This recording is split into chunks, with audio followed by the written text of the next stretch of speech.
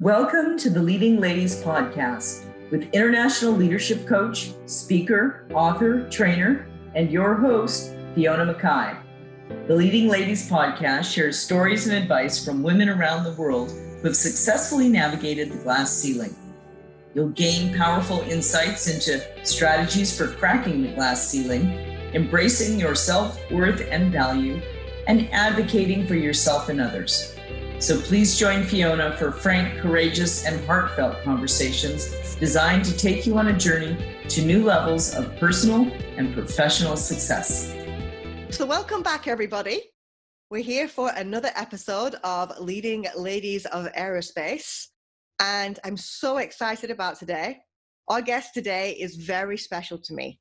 I've had the good fortune to know her since I first moved to Seattle in 2013. Fariba Alamdari is a renowned TEDx speaker who spoke on the Seattle stage in 2018 on using the power of your diversity. She is a strong advocate of diversity and speaks at many diversity forums. She's also a recipient of several awards, including Woman of the Year from the Air Transport News in 2016 and a Leadership Award from the Center for Women and Democracy in 2015. Professionally, Fariba spent almost 14 years with Boeing, predominantly as Vice President of Marketing. She joined Boeing from Cranfield University, which is from my home of the United Kingdom, where she served as Chair of the university's Department of Air Transport and Dean of the Faculty of Engineering, Manufacturing and Science. She's been published extensively on aviation-related issues. Aside from all of her positions and accolades, Fariba is a magnificent leader. Her style is based on compassion, trust, and respect for all. And for those of you who've been fortunate enough to meet her in person, you'll have seen just how much she uses those qualities. Welcome, Fariba. Thank you so much, Fiona, for such a kind introduction. It's all true. Thank you. So Fariba, your bio is rather impressive. And what I love about you is that you are just so down to earth. I mean, just from day one, I'll never forget seeing you and your husband at the Rolls-Royce Christmas party, and you could see I was a little bit left out, and you guys just looked after me, and I just appreciated that so much. And I know that many, many people in Boeing and other companies feel the same about you. So, thanks for being here. Thank you. Thank you. So what are a few things that you would like people to know about you that I didn't mention in your introduction? Well, I originally come from Iran. I was born in Tehran. And then I went to England in pursuit of my education. And I got my master and PhD there, and also started working at the university. Meanwhile, got married and have two children, one son and one daughter. And despite all the challenges that a woman faces in terms of balancing work and domestic life, my children happen to be good people. I can put my hand on my heart and say they are good people. And also they both achieved really in terms of their career. My daughter is a physician and my son is a Harvard-trained biochemist. So as a mother, I am proud, and I think that's also another part of my life that I can be proud of.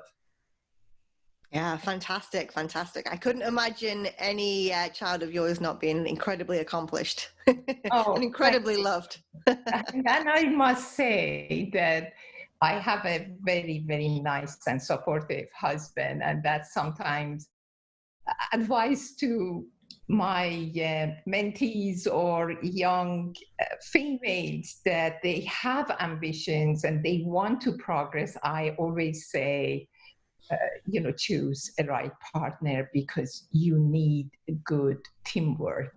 Mm-hmm. Yeah, absolutely. Yeah. It's come up many times in my recent podcasts where people have talked about the importance of having a partner that really champions what you want to go after. Yes. Yeah.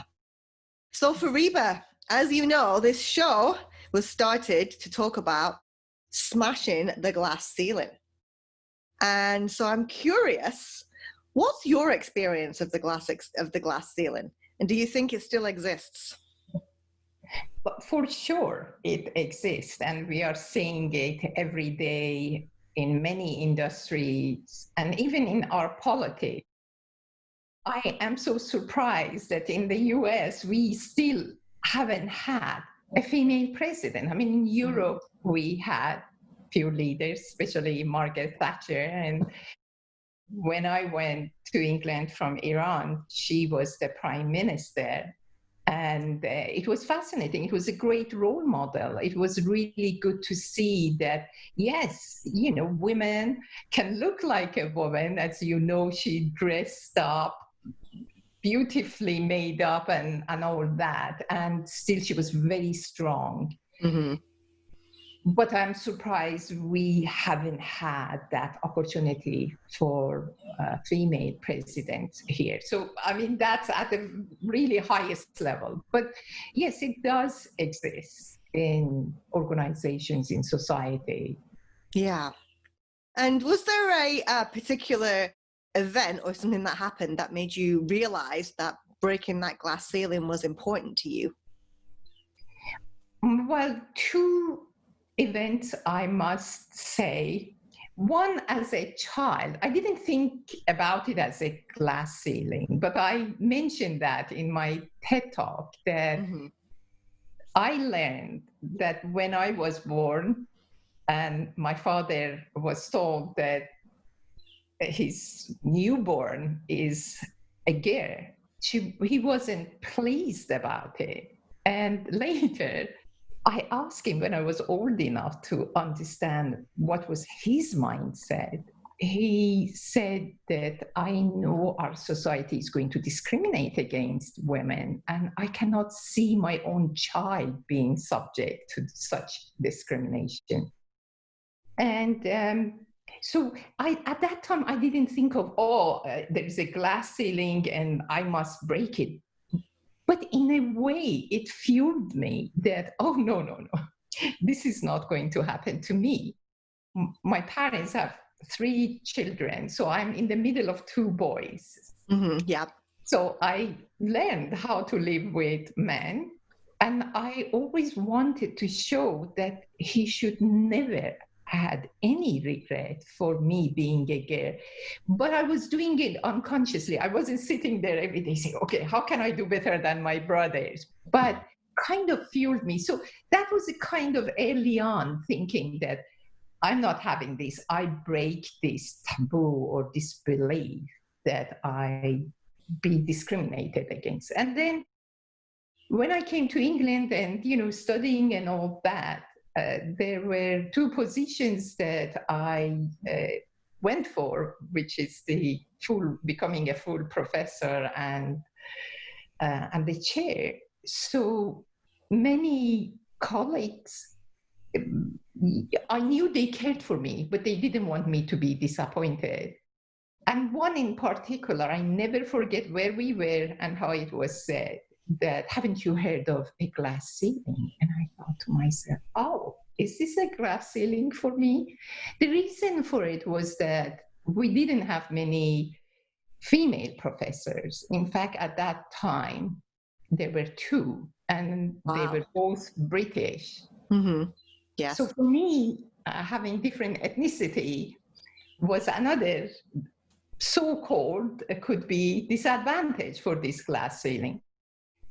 And again, maybe it's our personality rather than deter me from where I wanted to go. It actually fueled me that, no, I'm going to do my best. I'm going to do my best to achieve this goal.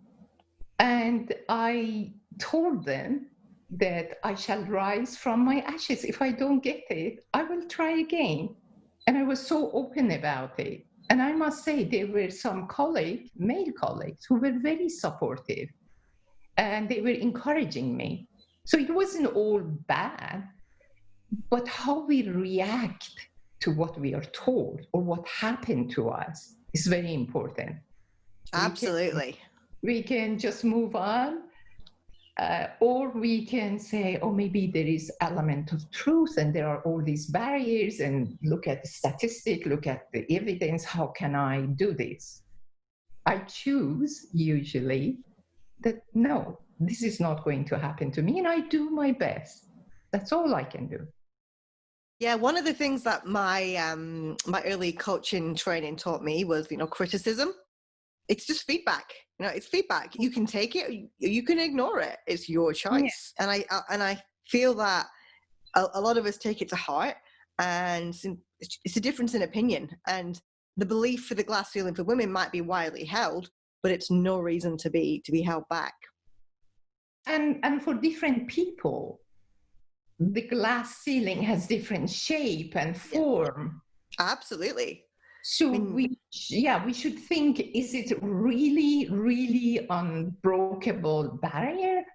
Or is it an obstacle that by listening, by using my strategic thinking, by figuring out ways, by understanding what do I need to get to my goal, and be honest with ourselves. Yeah. Because we cannot go to any organization or meeting and say, well, I am a woman, I have different ethnicity, embrace me. It won't work. We know that. What else do I need in terms of education or skills or attitude to help me to get there? Absolutely. And I firmly believe that the glass ceiling is an obstacle. It's not unbreakable.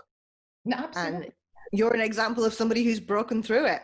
So I think this is a good point to turn towards today's topic, which is turning your differences into your advantage. Relates strongly to your TED Talk. How do you think that this topic relates to the glass ceiling?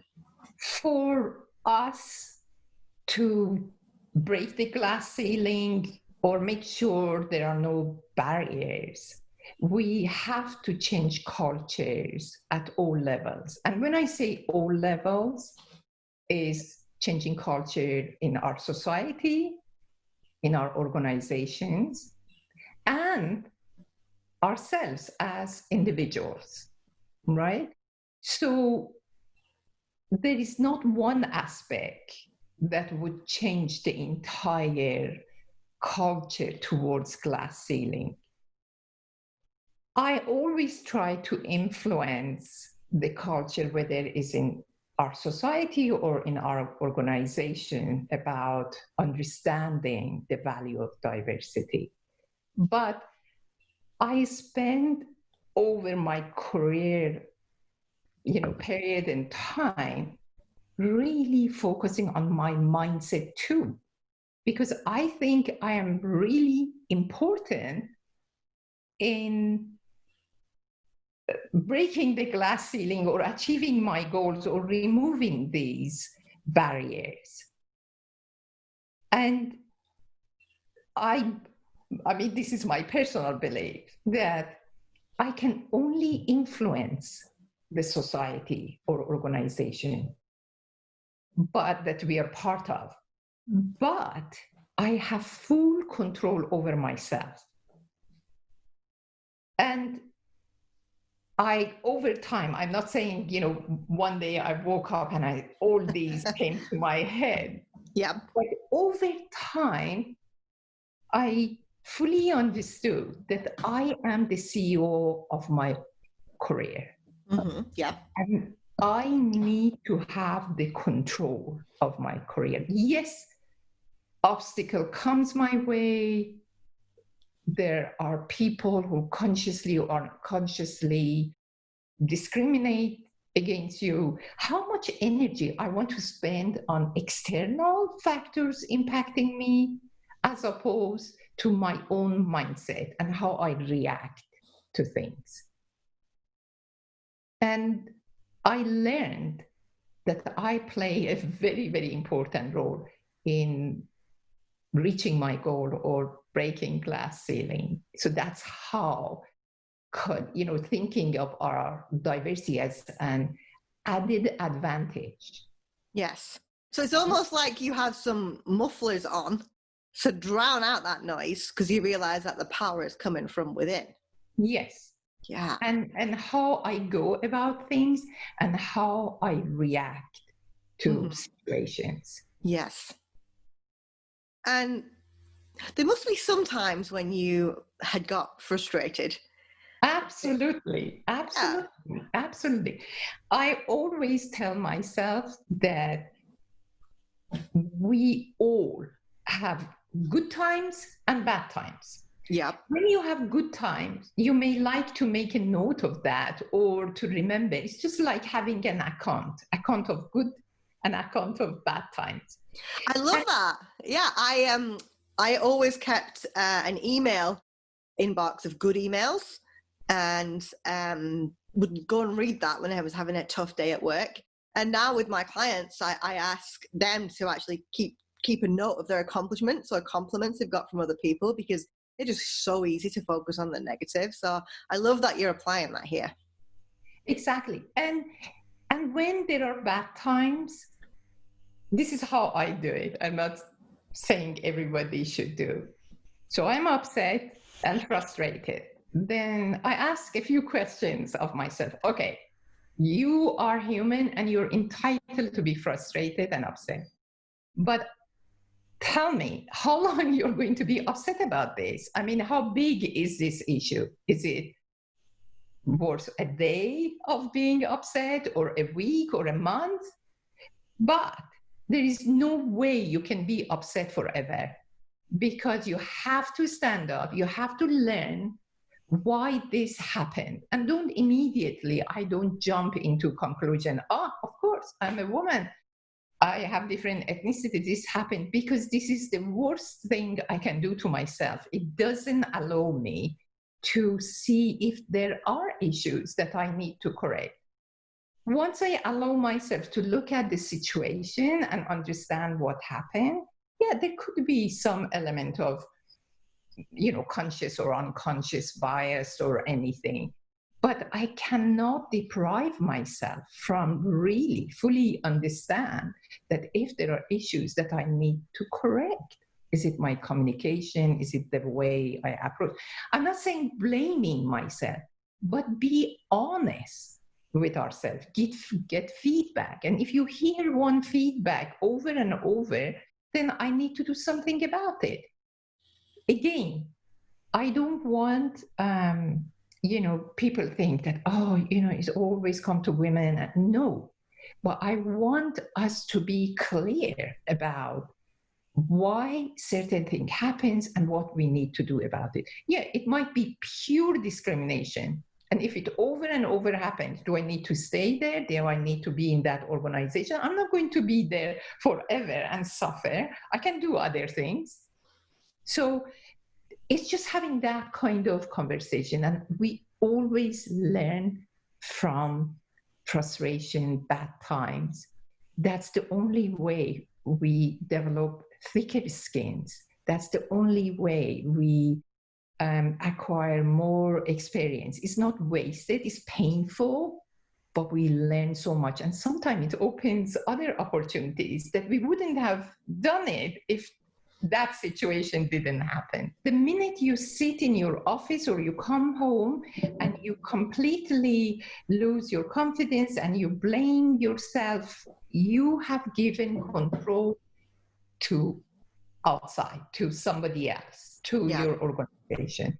Mm-hmm. You need to keep control and say, what do I need to do? I have to get feedback from someone who was in that meeting or that organization or colleague, and usually go to the source. Don't try to assume things and go to 100 different people, but not to the source. And if we go with kind of positive attitude that I'm really here to understand and find out the truth and correct me if I'm wrong, it may happen. I'm not saying, there is a formula and all this written in stone. Of course, it depends on the situation, that you're dealing with. But don't lose control. That's all I can. Absolutely. So turning your differences into your advantage. So what do you think is the advantage of being diverse, of being different? I think we need to look at our society, where we work, the customers we have, the suppliers we have. We no longer live in a place that is not multicultural, whether it is different ethnicity or whether it's generational or gender, or so many ways that we are different. And if you are different, you know the issues. You can better speak the language. I think you're more likely to bring together a diverse team. And there are huge number of research that talks about the advantages of diverse teams. Not necessarily how we look, but diversity of thoughts that comes from experience or experiences that we had in different culture or being in different situation. So given where we are going as society, having cultural awareness is useful. And also as a woman, there was a study and there is a book that many traits that are common amongst women, like teamwork, nurturing teams, being authentic or multitasking, many of these traits that naturally comes to most women are leadership traits that we need in the future. We need them today. Exactly. Absolutely. Yes. So given where the society or the globe is going, what we have, the traits that we have, whether it's cultural, whether it is leadership traits that come naturally, they're all advantages. Absolutely. And it's not a case of saying, women and men are different. We're different in a complementary way. And it's actually scientifically proven. I don't know if you're aware of the work from the Gender Intelligence Group, but they've actually studied male and female brains and found that anatomically and chemically they're different. And so there's a reason why we show up with these different qualities. Now, I'm not saying it's black and white. Obviously, it's a continuum, it's a bell curve. So some women will have more male traits and vice versa. Why not take advantage of biology here? And I love what you said about, being different gives you an ability to build diverse teams, because I think some of the experiences you go through from being different leads you to have a different level of empathy. That struggle really helps you in the long run. Absolutely. And when we talk about diversity, it's not including men. In my own life, my father, my husband, my son, they are my close ally. Of course, my daughter and my mother. But if we are thinking of gender, very often we have the opportunity to work with great leaders, supportive male leaders and supportive female leaders. So diversity doesn't exclude men. It's just that we want to make sure that teams and corporations, organizations are truly diverse. Yeah, bring us in and you'll be even more successful. Yes, and we have aerospace, 25%. 25%. Yes. And and globally, I was reading something that, about 52% of the workforce are women. At management, it falls to about 34%. And then in executive positions and C-suites, it's down to 4%. I was like, wow. And I think just the different kind of decisions we would make if we had more women, more people of color, just more diversity in those boardrooms. Yeah, because our customers are diverse, our suppliers are diverse. I mean, this is something, even if we don't want to do it because it's the right thing, to think about the bottom line, to think about the financial performance. There are a huge number of studies that more diverse teams produce better products and services, you see more innovations, and at the end, hopefully the margins are bigger. But Fiona, I want to give you, you talked about the statistics. I want to tell you a short story. Go for it. I was invited to speak at a forum about diversity in aerospace and engineering. And that forum was very interesting. They invited 7 women, all from different history, from medical, law, art, many. I was the last speaker, and everybody in every industry came. And these are ladies that they achieved so much and broke the glass ceilings. Yeah. And they talked about the statistics, and it was more or less the same, that everywhere you went, the hierarchy went up. You saw less women. And my presentation was about to show the statistics in aerospace and engineering. But the audience were a lot of young women. And as one leader after the other going and talking about statistics, I'm just sitting there thinking, what hope I have to get up there in the hierarchy of my organization, wherever. So I decided to change my presentation there and then. Oh, I love it. And I Way to pivot.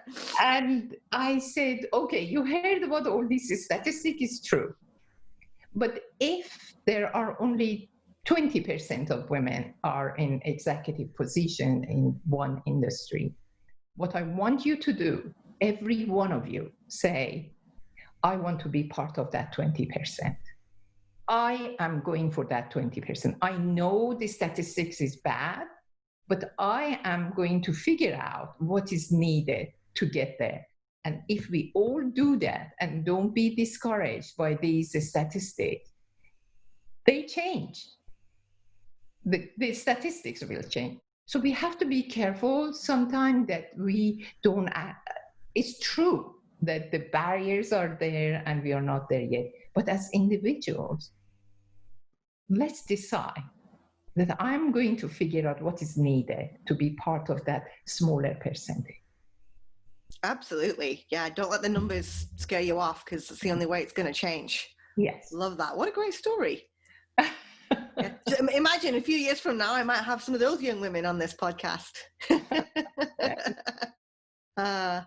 So you mentioned that the women on the stage were all women that had broken through the glass ceiling. At what point in your career did you realize that you had broken through the glass ceiling? Well, it was that situation when I actually successfully not only became the full professor, one of the 3 women in the university at the time, and also I was offered to be the chair of the department. So I was given both positions, and double whammy. Yeah, yes, and there were applicants from outside and internal, and the interview boards were large from internal and external, and I felt that, yeah, I did break the glass ceiling. I said it's all relative, where you are and what you see, and that was the point. Mm-hmm. Oh, me. Fantastic. Since then, what did you commit to yourself? What in terms of how am I going to reach back through that glass ceiling and pull other women with me? I believe that whether we have broken glass ceiling or not, at every point in our life, even when we are very young, we can be useful to others. So I never waited to reach the glass ceiling and then be useful to others. I remember even as a PhD student, there were younger girls doing master, or they had family and they wanted to do PhD. And because I had my children when I was doing my PhD, they would come to me and say, how are you doing this? And I was giving them advice how to organize your time, or, we can talk about that another time. But we can always help and reach out at any point in our lives. We don't need to wait to break the glass ceiling. Absolutely. How does somebody like you, who I imagine a lot of women aspire to be like and look to for mentoring, how do you manage that, like those demands on your time when there's so many women wanting your support? It's amazing how much capacity we have in when we focus and we decide where we want to spend our energy. I get really happy when I hear from someone who I talk with and they said, you said something and it changed my mind, or I did something different.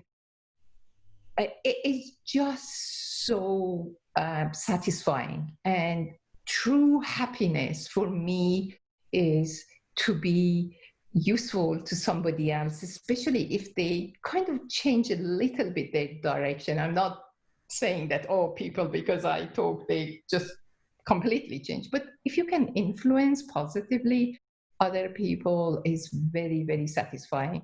And managing time, I'm kind of good at it because, as I said, I worked, study, brought up kids in a foreign country with no support from my extended family, but good husband. So I learned how to manage my time and do what I'm passionate about. And what about when you hear those, painful stories from other women about what they're going through? That's one of the things that I find a challenge. Like when I hear some of these things, it weighs heavy on my heart. How do you listen and not have it, weigh on your heart? Okay, good question. Actually, I told you my daughter is a physician. Yeah. And often I say, how do you see these patients in this situation? And then you come home.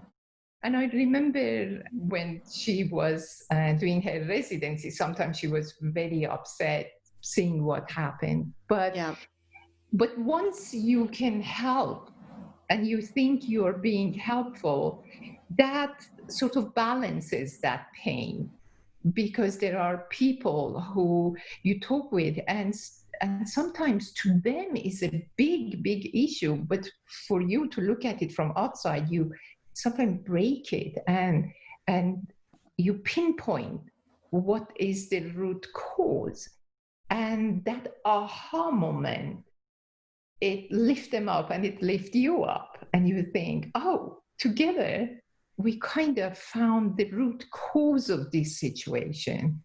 Or you suggest a few ideas and then they write back to you and say, I'm actually doing this and it's working. I believe there are solutions. We are not prisoner anywhere. We have choices. The only thing that sometimes stops us is fear of failure.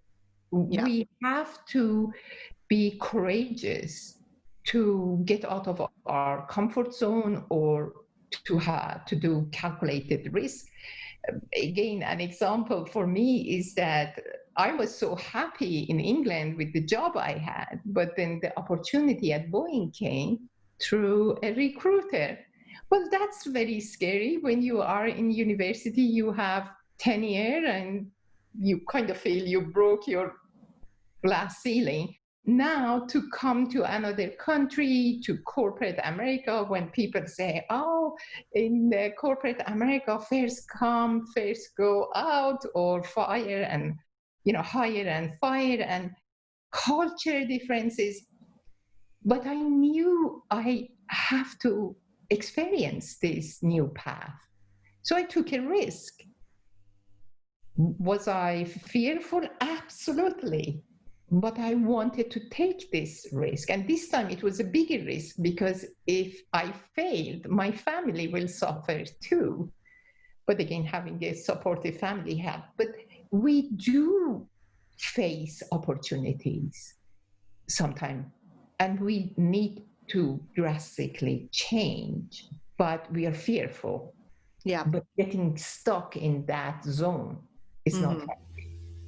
Absolutely. So it sounds like you're a woman not held back by fear, that's willing to take risks. Yes, to progress. Yeah, and seeing other women take those risks heals your heart. Yes. Yeah, absolutely. So do you have any examples of where you have used your differences to your advantage in a constructive way. Yeah, absolutely. I mean, one thing, because we work in a male-dominated industry, any meetings I went or any conferences I went and spoke, people remembered me. I mean, this is part of, that's good. Yeah. And once they learn my name or surname, for some reason, they remember it. So that's in itself is an advantage.